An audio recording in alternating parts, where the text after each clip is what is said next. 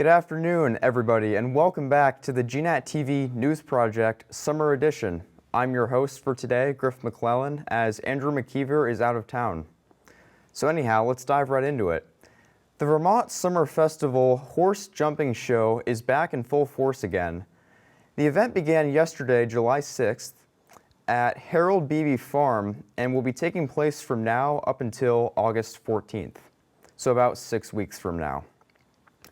This horse jumping competition is rated a Premier 4 event by the U.S. Equestrian Federation, officially making it a national event right here in Vermont.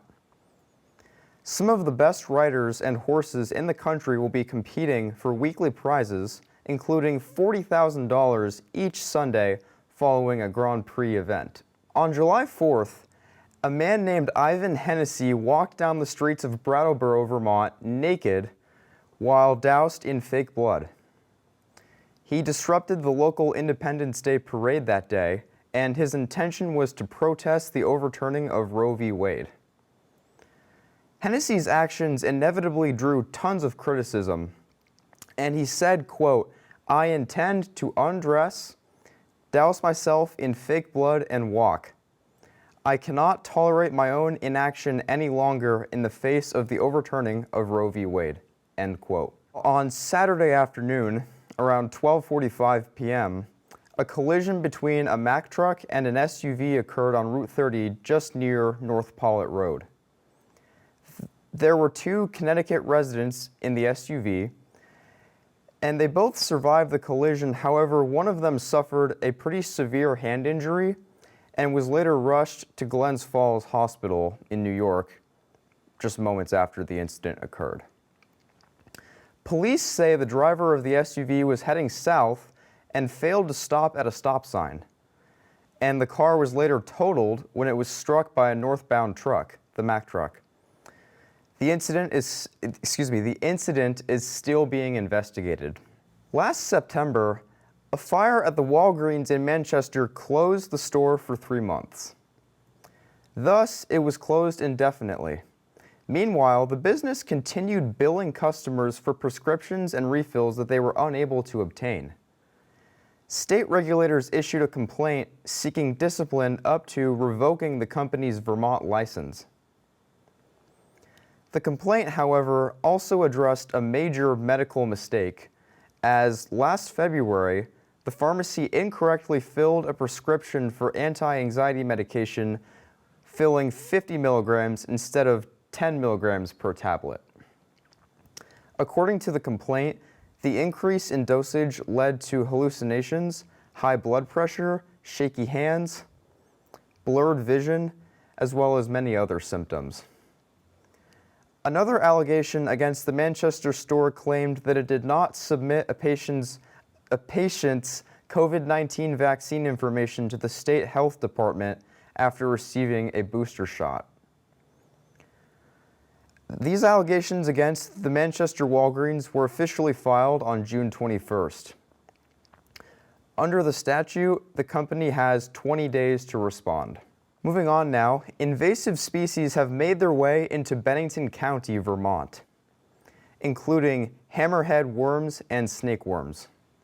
These venomous species could negatively affect the environment by invading forests and consuming organic material, and by reducing overall plant biodiversity. These invasive species can also have negative effects on salamanders and ground nesting birds. The hammerhead worms aggressively feed on earthworms as well, and can range from approximately 8 to 15 inches in length. Moving on now to sports for this afternoon. Recently, the Manchester Union Underground baseball team defeated Brattleboro Post 5 on Sunday by a score of 16-15. The game lasted about 2.5 hours as the two teams combined for 31 runs scored, 22 hits, as well as 13 errors. With the win, Manchester improves to 7-1 on their season and first place in Vermont American Legion Baseball's South Division. Vermont Fusion Soccer is still in action, as they will be hosting their final home game of the season in just 2 days from now. So July 9th at 5 p.m. at Applejack Stadium, right in the heart of Manchester, they will be playing the Rhode Island Rogues. So again, if soccer interests you, come out and support it. Lastly, as always, don't forget to check out GNAT's page at gnat-tv.org/events. Right here, you can find all sorts of events coming up throughout the next day, week, month, or even many months ahead from now. So please, if you're looking for something to do, go ahead and check it out. For example, upcoming local events include Saturday Chess at the South Londonderry Free Library at 11 a.m., as well as Dog Days 2022, which will be taking place at the Dorset Village Library from 1 to 3.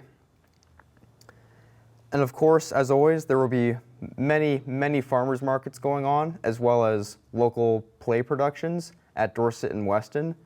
So please, if any of these events interest you, feel free to check it out. Again, you can find events happening throughout not only this summer, but also perhaps going into next fall as well.